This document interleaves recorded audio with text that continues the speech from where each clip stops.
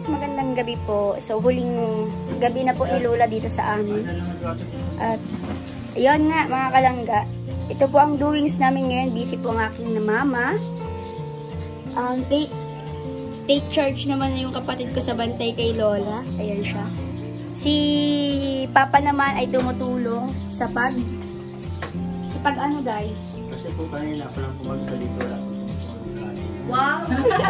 Parang pangat po kasi. Natilikan dito mahulog kasi. Oh, mag-bar down na yung ano natin, yung mountain pag double na lang.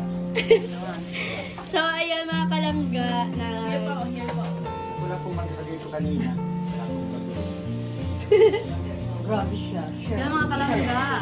Anong gagawin mo, titay? Naluto ng tokwa at baboy. Magluluto daw po si titay ng tokwa at baboy. Ayan. Bali, nagla-live na po tayo mga kalangga. Dahil mamaya mga kalangga ay busy na. Hello mga kalangga. Si Ian po ay makuha ng tubig. Ayan, may kanya-kanya po kaming gawa dito. Shout out po sa 257. Share and like naman po ng ating live. Shout out po kay Tita Elma Gubat. I miss you so much. Kay Tita Manal out there kung nanonood ko ng vlog. So, ayun, shout out po sa inyo lahat yan. Sa mga mahal-mahalan. Sa mga naghahanap po pala kay Juday, narito siya. Narito ako. Yan, sige. Tuloy mo yan. May patay. Hindi tayo pwede kumawag. Yan po, si Juday po ay nilalamig. Kaya yan, nilalamig na kasi siya sa akin. Ayan, dito po tayo mga kalangga sa kusina. Shoutout po sa Pihang Live. Ayan, madami man na po sila dyan. 3 na po sila, hindi na po kami kasya. At ito po si Titay. Ang Titay na cookies ng ating lamang. Kamusta naman, Titay? Nagtulog ka ba pagkapalengke natin? Medyo masakit din pa ang ulong Titay katulad ko kanina. Para tayo. Makakapagpahinga na rin tayo. Isang gabi pa. Oo. Kaso siguro, syempre, puro iyak na naman tayo yung Titay. Ayan po ang kanyang niluluto. Tokwa muna. Sasamahan mo si Abby.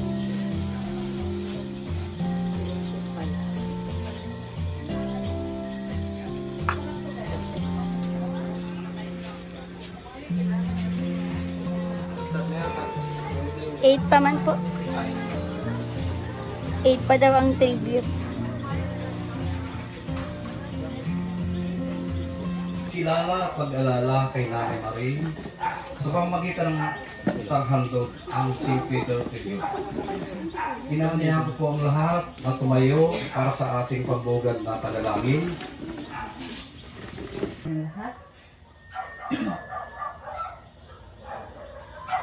Ayun po tayong lahat para sa ating panalangin.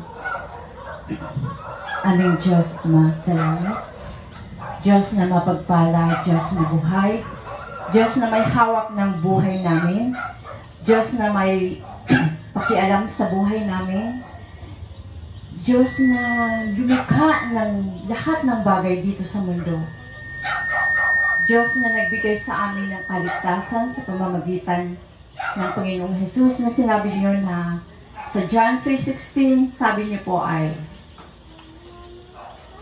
for God so loved the world that He gave His only begotten Son, ang sinong man ng palataya sa Kanya ay hindi mapahama, kundi magkaroon ng buhay na walang hanggan.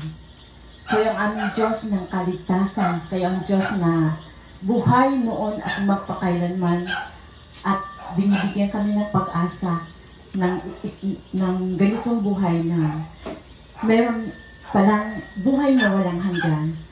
Lord, I pray na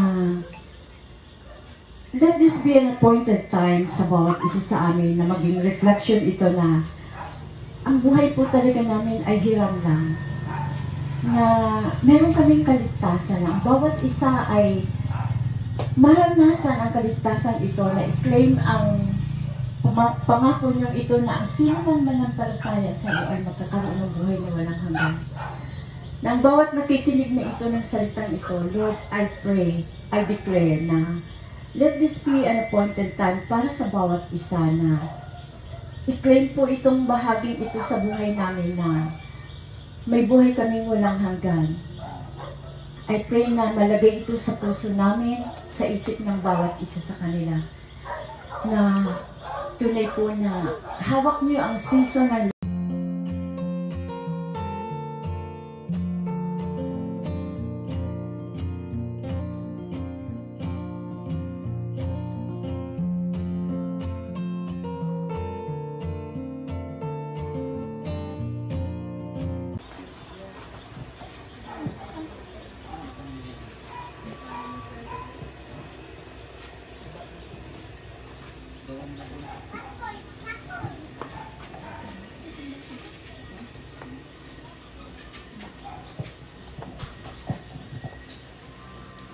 Psalm 23.